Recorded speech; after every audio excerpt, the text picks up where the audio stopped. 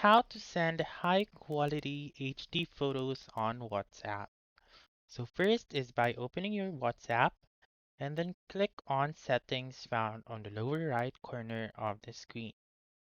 Once you're in settings, make sure to click on storage and data right here and scroll down until you can see the bottommost part with is media upload quality.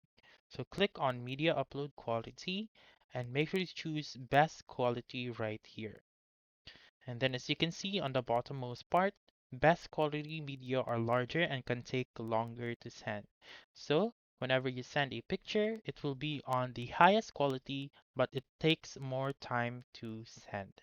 So that's it. That's how you can send high quality HD photos on WhatsApp.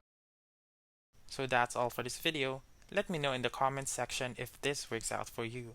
For more helpful tutorials like this, please subscribe to our channel and don't forget to click that notification bell. Thank you for watching and have a wonderful day.